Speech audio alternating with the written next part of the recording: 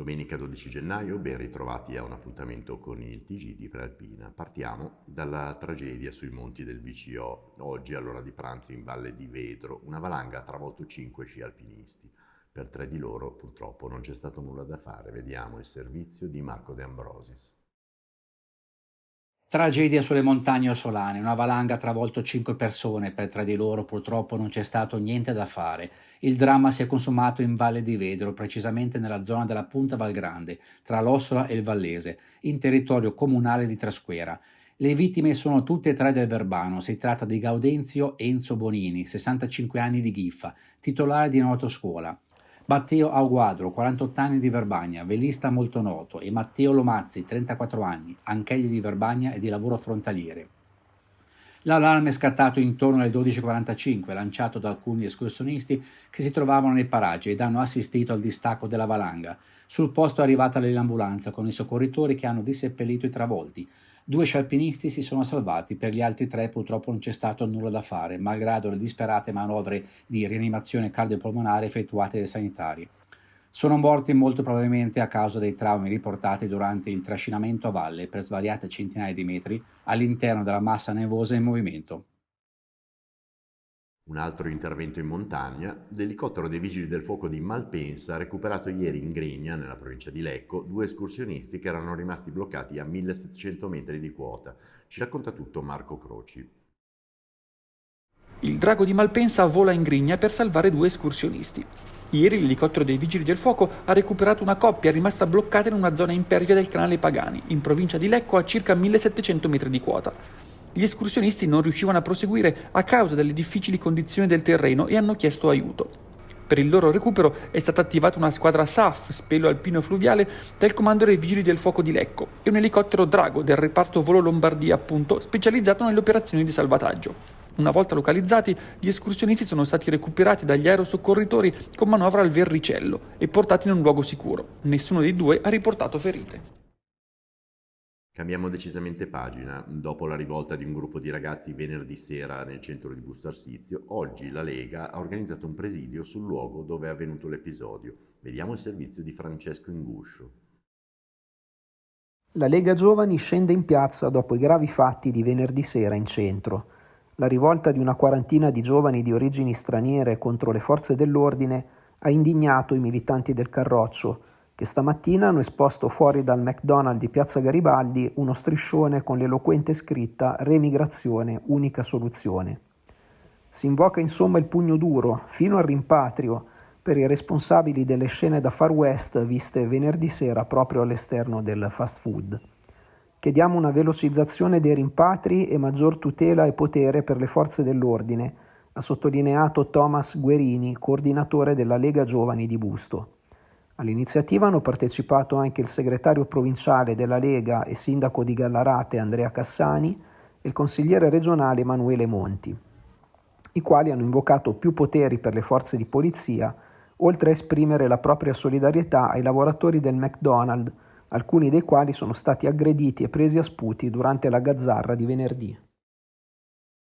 All'indomani dell'ennesima ondata di furti nelle case, nel rione varesino di Bobbiate esplode la rabbia e i residenti chiedono più sicurezza. Sentiamo le loro parole nel servizio di Adriana Morlacchi. Siamo qui a Bobbiate, quartiere dove ieri sera c'è stata una raffica di furti, i cittadini sono molto arrabbiati. Sì, io mi presento, sono Laura Ponzin, ho il controllo del vicinato come attività in questo momento molto sotto pressione, perché nelle ultime 3-4 settimane abbiamo avuto una media di 5-6 segnalazioni al giorno di tentati furti e anche di furti avvenuti. Questo a partire dal territorio di Casbeno a scendere passando per Bobbiate e Lissago. Infatti le nostre 3 zone si stanno unendo per mandarci queste informazioni. Quello che sto rilevando dalla cittadinanza è una forte rabbia, oltre che la delusione e lo sconcerto di trovarsi nelle proprie abitazioni costantemente in uno stato di pericolo. Si avverte un senso di abbandono e di insicurezza, perché l'intervento della polizia arriva, ma a volte impiega parecchio tempo, e soprattutto quello che dispiace è vedere che nei video sono quasi sempre le stesse persone riprese. Questo significa che fino ad oggi questi soggetti l'hanno sempre fatta franca. Questo pomeriggio al Sacromonte di Varese si è aperto l'Anno Santo. Il Borgo Mariano è stato infatti inserito tra le 15 chiese giubilari da Monsignor Mario Delpini, arcivescovo di Milano. Vediamo il servizio con le immagini di Stefano Benvenu di Agenzia Blitz. Apertura ufficiale dell'Anno Santo a Sacromonte di Varese. Il Borgo Mariano è stato infatti inserito dall'arcivescovo di Milano Monsignor Mario Delpini tra le 15 chiese giubilari individuate sul territorio della diocesi ambrosiana. Nel primo pomeriggio di oggi, dalla prima cappella è partita la processione lungo il Viale del Rosario, guidata dall'arciprete Monsignor Eros Monti. Nel corso dell'ascesa, dopo aver intonato l'inno ufficiale del Giubileo, i fedeli hanno recitato i misteri della luce del Rosario, meditando poi sul testo della bolla papale di indizione dell'anno giubilare e cantando litanie mariane. Al termine della salita, in piazza San Paolo VI, il vicario episcopale Don Franco Gallivanone ha ricevuto la croce dell'arciprete per poi presiedere ufficialmente la celebrazione di apertura dell'Anno Santo. L'hotel La Storia di Busto Arsizio, dopo oltre un decennio di abbandono, è stato venduto a un fondo di investimento. Sul portone d'ingresso è ancora presente il cartello Vendesi e per lo storico albergo non è ancora chiaro quale futuro avrà la struttura. Luigi Crespi è andato sul posto, vediamo il suo servizio. Le immagini sono di Domenico Ghiotto dell'agenzia Blitz. Sulla porta c'è ancora il cartello Vendesi, ma di fatto l'hotel è stato venduto. Questo è La Storia, uno degli edifici simbolo della città di Busto Arsizio, costruito nel 1959, alto 5 piani, conta 50 camere. L'albergo è stato di fatto dismesso nel 2010. Da allora l'edificio è chiuso, è in pieno centro fra la piazza e il tribunale. Ora è la notizia che è stato acquistato da un fondo di investimento. Cosa ne sarà della storia è ancora presto per dirlo, i nuovi acquirenti valuteranno le soluzioni urbanistiche più adeguate. Quello che è certo però è che questo edificio presto avrà un futuro. Ora lo sport, calcio Serie D, goleada del Città di Varese sul campo di Albenga. Sentiamo com'è andata nel servizio di Guido Ferraro.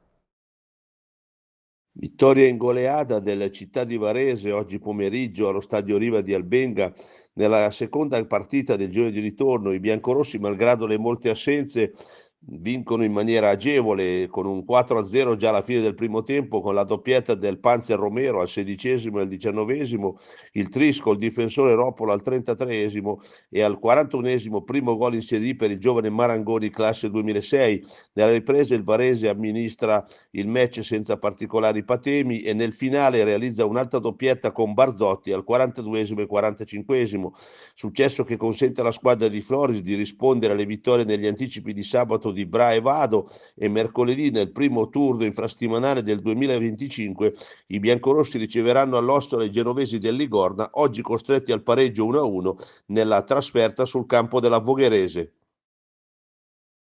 In chiusura uno sguardo alle anticipazioni delle notizie che troverete sulla Prealpina di domani, disponibile in edicola e in formato digitale. La parola a Giulia Milani.